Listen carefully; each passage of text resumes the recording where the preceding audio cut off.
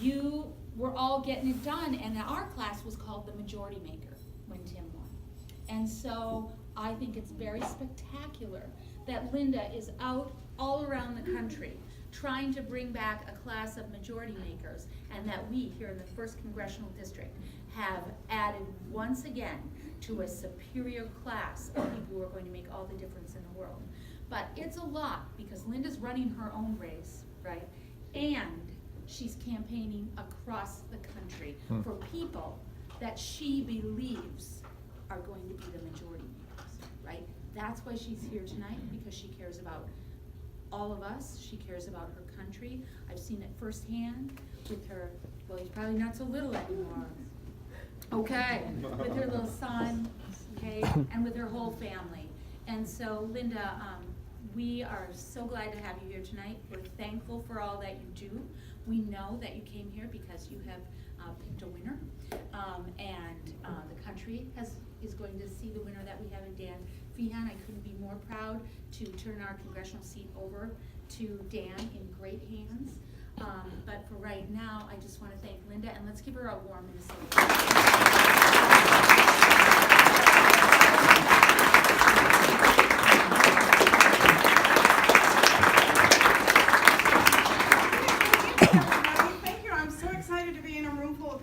Excited about the upcoming midterm elections.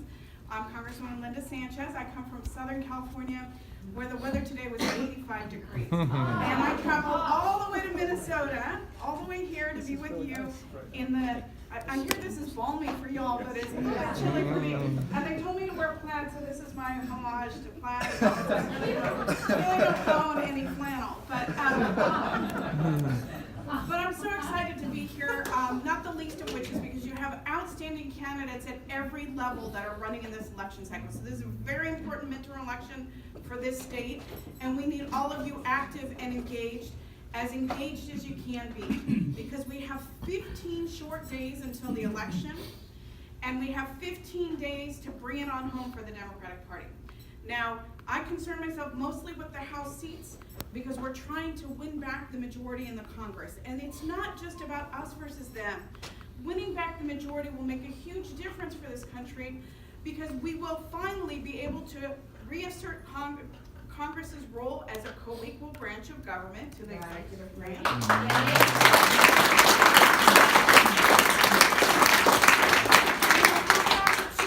To bring different administration officials before the Congress to answer some questions, to provide some transparency about what is going on in some of these federal agencies, and to have some accountability for some of the decision making that they're making. Because right now, with Republican majorities in the House and the Senate, they are basically enablers to the executive branch. They're sitting back, they're not asserting themselves, they're not asking the tough questions, they're not asking for transparency. And that's bad for our democracy on so many levels.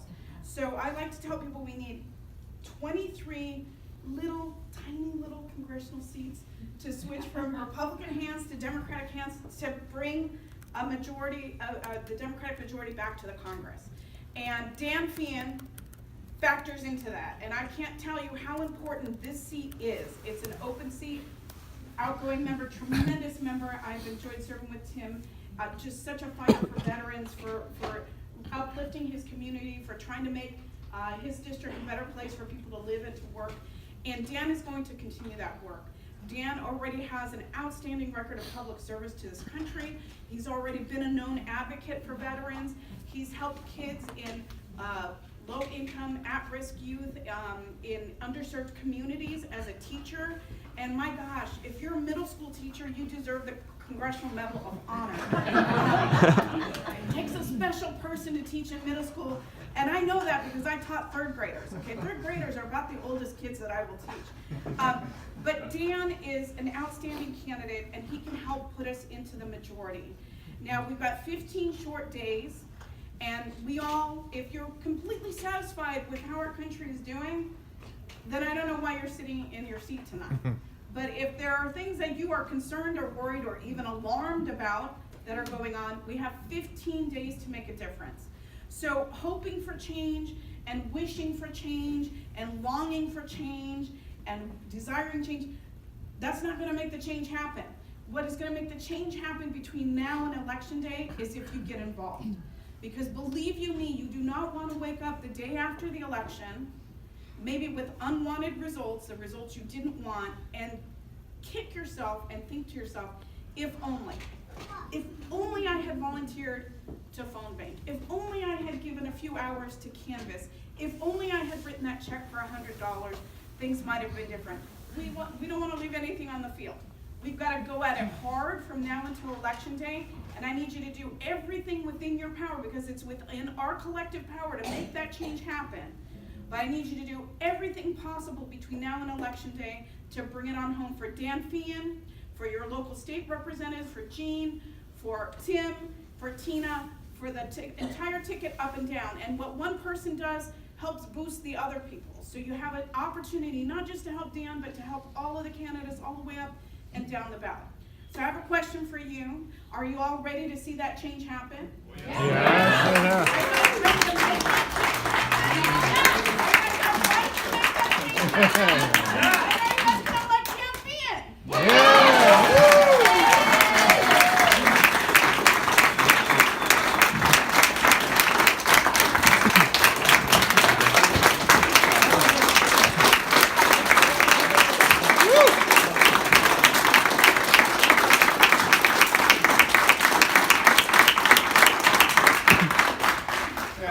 Awesome. Congressman Sanchez, thank you so much for that introduction. This is our first time in Minnesota. That's been a long And I love it. It's fabulous.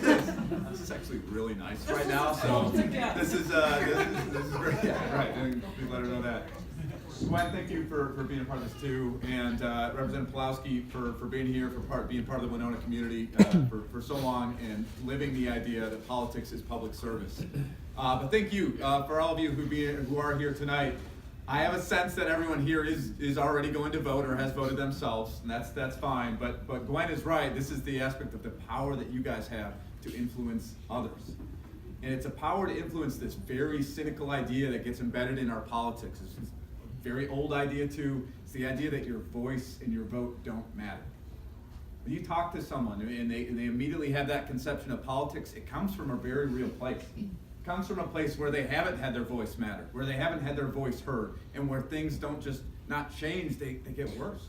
And so when you're talking out, the people I talk to every single day and have seen their health care get more expensive, they see themselves working 2 or 3 jobs and things get harder and harder to make ends meet, to pay for child care, elder care, and the costs of life, you're made to feel that your voice doesn't matter.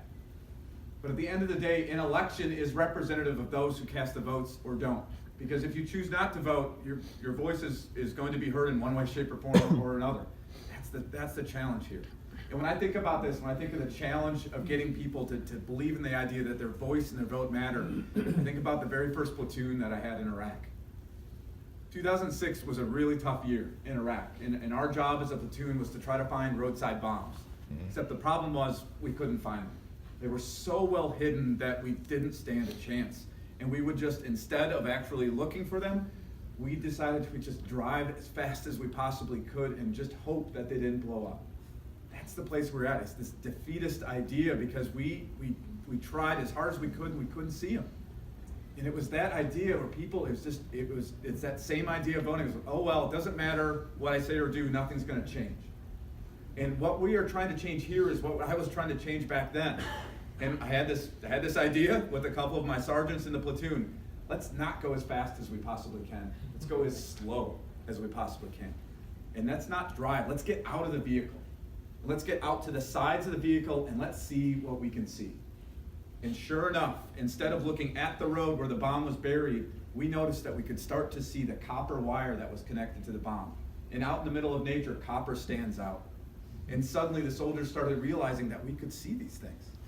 And it was this very simple idea. All 24 members of that platoon, I said, I need your voice, I need your eyes. We can't find these things without you.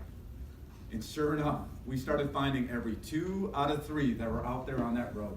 And each one you found was life-changing. Because what it represented could have been catastrophic for someone. 2 out of 3 we could find. Again, I needed your eyes, I need your voice.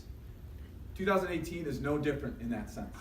We need your eyes. We need your voice, because without them, there are too many people who believe that their voice and their vote don't matter. But just like the 24 members of that platoon, you guys represent that right here and now, because your voice does matter. Because in Washington, D.C. is a choice of whether or not everyone is represented.